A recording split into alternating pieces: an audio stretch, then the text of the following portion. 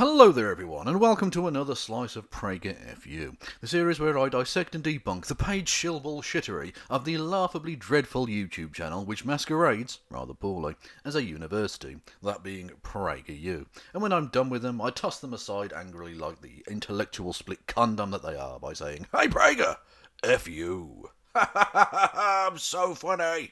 And today we're going to be taking a look at a video Prager put up recently called What Was the Enlightenment? And having watched the video, I'm certain that PragerU weren't asking that question rhetorically. They literally don't actually seem to know what it was, or when it was, or a lot of things actually. But anyways, this one is hosted by our old friend Yoram Hazony, and it's his second appearance in the series, so if it happens again, for a third time, I think that means I get to keep him.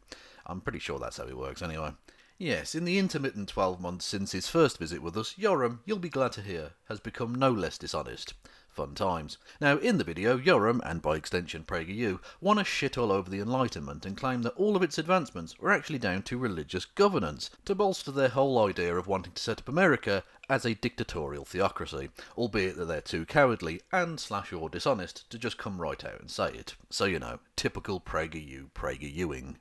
Modern science, medicine, political freedom, the market economy.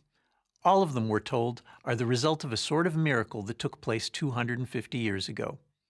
That miracle is called the Enlightenment. Well, not a miracle, more a long process of incremental scientific, social and political advancement which gave birth to the modern world.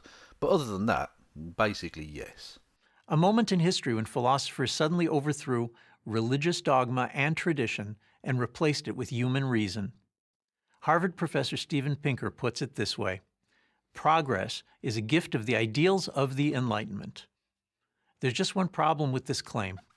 It isn't really true. There are many things one can quibble with Steven Pinker over, like whether or not it's cool to be friends with a child rapist, you know, or even indeed to attempt to help the legal case of said pedophile, but the claim he makes in the quote you put up there is not one of those things.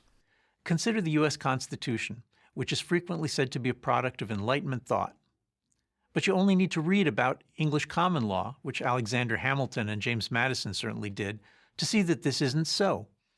Already in the 15th century, the English jurist John Fortescue elaborated the theory of checks and balances, due process, and the role of private property. Yoram, no one has ever claimed that the ideas expressed in the United States Constitution were invented solely by the Founding Fathers, or that those notions had never been thought of or expressed in the history of humanity. Look, people obviously had some cool ideas before the Enlightenment, but note what I said earlier about it being a long incremental process. The Enlightenment thinkers were, to appropriate the words of one particular early Enlightenment bod, standing on the shoulders of giants. They were building on what had come before and laying the path for what was to come. Similarly, the U.S. Bill of Rights has its sources in English common law of the 1600s. 2 points here, Yoram. Firstly, a lot of historians consider the Enlightenment to be underway by the mid to late 1600s, and the publication of Isaac Newton's Principia Mathematica in 1687 to be the first of the major Enlightenment works. So saying that the Bill of Rights is a product of the 17th century doesn't actually do anything to remove it from the Enlightenment, you historically illiterate testicle. And secondly, although English common law definitely had a significant impact, Enlightenment thinking was at the very core of the initial legal framework of the United States. Thomas motherfucking Jefferson himself, in his writings, later name-checked Algernon Sidney and fellow Enlightenment thinker John Locke as inspiration for said documents, for crying out loud. Or consider modern science and medicine.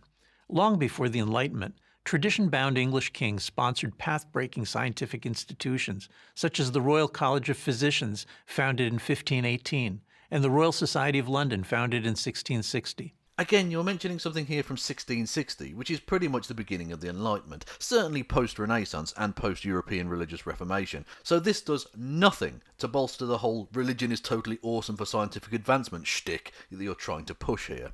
And in terms of kings sponsoring scientific advancement, so fucking what exactly? We have seen a breathtaking pace of scientific advancement in the age since the end of the divine right of kings, so shut the fuck up. And also, is this PragerU arguing for monarchy? Really? I mean, I knew Dennis Prager's bootlickery was extensive, but I didn't think he'd sink quite this low. The truth is that statesmen and philosophers, especially in England and the Netherlands, articulated the principles of free government centuries before America was founded. Well, the Enlightenment obviously started before the United States of America did, so why is this even a point worth making? Is this you just not knowing when the Enlightenment started again? So why give the Enlightenment all the credit? Apparently, because it doesn't look good to admit that the best and most important parts of modernity were given to us by individuals who nearly all held conservative religious and political beliefs. Note the phenomenally slippery use of the generic term conservative here, because that term, in a historical context, can mean a million different things. I mean, conservatism in the West today would be ultra-liberal by the standards of the Enlightenment, and exactly what conservatism is varies enormously based on geography, culture, and the political systems at play. So basically, the word conservative here means nothing. PragerU, not for the first time, is being dishonest as fuck with its use of language. How very unsurprising. And in terms of the thinkers themselves being religious, again, so fucking what exactly? If this was the point you wanted to make, you could have just cut out the entire rest of the video and just pointed out that most Enlightenment thinkers were religious. Look, before science really got to grips with a basic understanding of the world, every motherfucker was religious, because it was the only game in town in terms of explaining, well, pretty much fucking anything. But now that science has knocked down the bullshit superstition of religious doctrine, people no longer live by the edicts of your ancient fairy stories. They might very well still believe in those gods, but they do not live under your religious boot anymore, Prager. And that is ultimately what pisses you off, isn't it, Dennis? The claim that all good things come from the Enlightenment is most closely associated with the late 18th century German philosopher Immanuel Kant.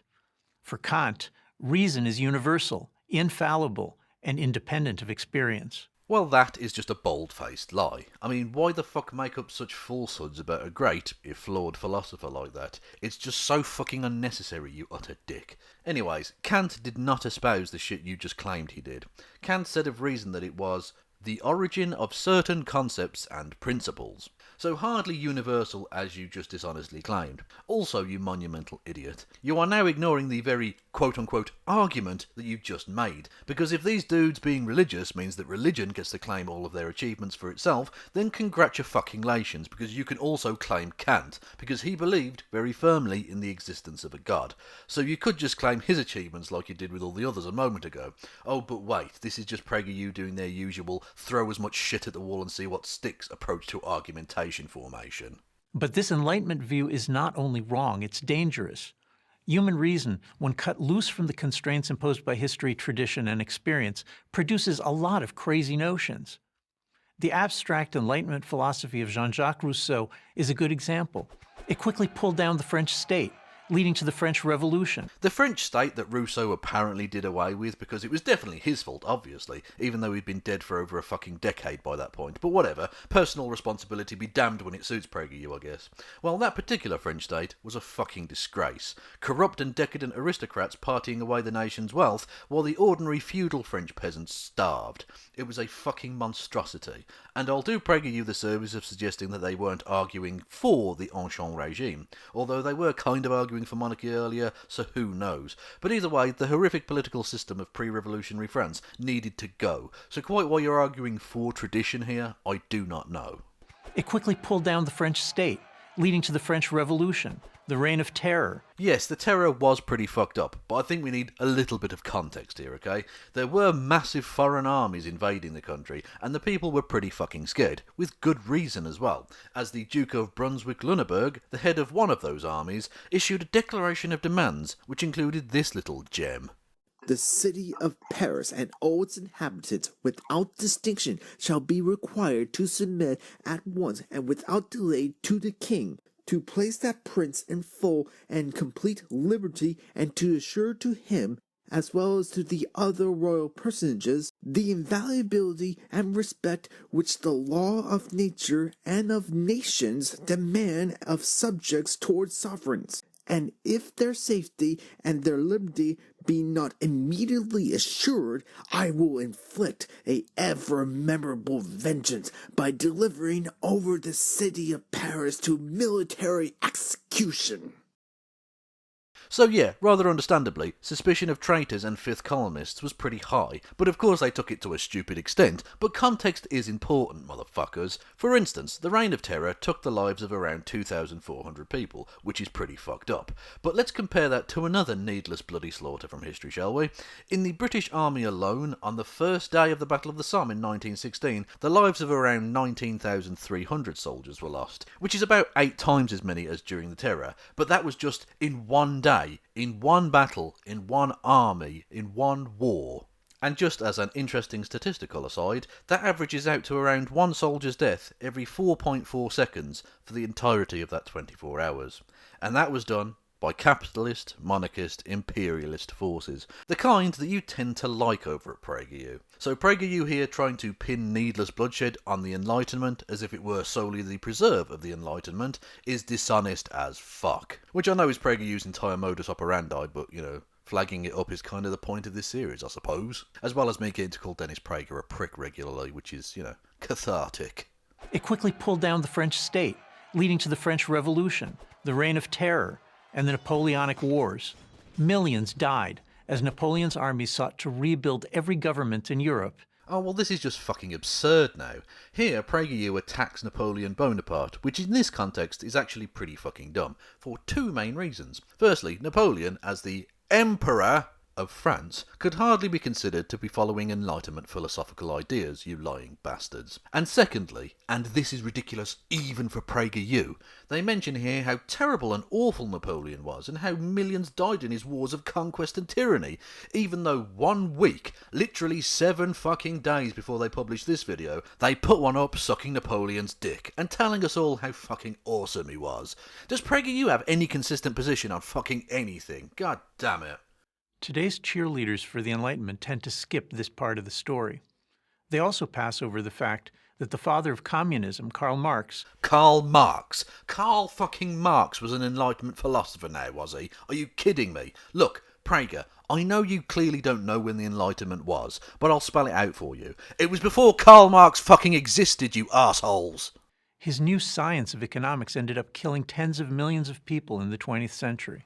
So did the supposedly scientific race theories of the Nazis. How ironic that you decry Hitler here, given that he was actually pretty damn conservative. And religious. Interesting. I think a lot about common sense these days, as I see American and European elites clamoring for enlightenment now. They rush to embrace every fashionable new ism, socialism, feminism, environmentalism, and so on. How deliciously hypocritical of PragerU to say that, given that in recent times they have so eagerly embraced the isms of nationalism and populism. Yeah, I see you, Prager, you grifting bastards. And by the way, nationalism is one we will return to in just a second. They display contempt towards those who won't embrace their dogmas, branding them unenlightened, illiberal, deplorable, and worse. Yes, because as we know, the right are totally accepting of political difference and would never seek to apply pejorative terms or insults towards those who disagree with them. Obviously. Enlightenment over confidence in reason has led us badly astray too many times. I'm Yoram Chazoni, author of The Virtue of Nationalism for Prager University. And there we have it. Having said that people are silly for embracing isms, this dumb cunt has literally written a book called The Virtue of Nationalism. What a prick. Also, just a quick note for you, dude. The nation-state, which nationalism depends on for its very existence, is in fact an Enlightenment concept, you clueless scrotal wart. And there we shall leave this particular PragerU audio-visual bowel movement. So, what can we take from this particular PragerU video? Well, as usual, not a lot to be honest. Certainly nothing of educational worth, which is odd for a self-styled university, but whatevs.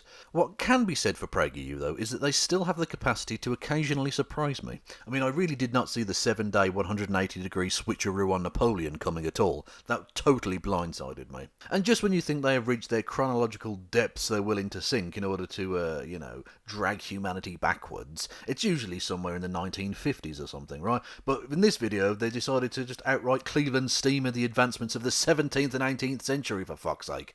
When Rousseau and Locke are too modern for your taste, you have taken the boomer thing far too far, Dennis. I mean, what next? Maybe one day we'll see PragerU decrying the development of agriculture, and Dennis Prager will whine on and on about how humanity had it so much better before the Neolithic Revolution. Actually, that video would be amazing. Please, Dennis, please make that video. It would be fucking hilarious. But until that blessed day, I will have to content myself by saying, "Hey Prager!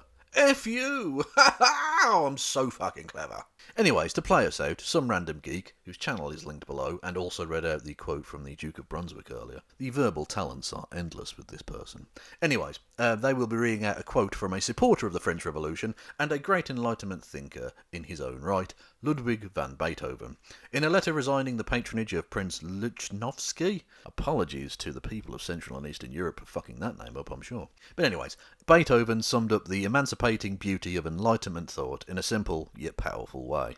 Prince, what you are through chance and birth. What am I? I am through my own labor.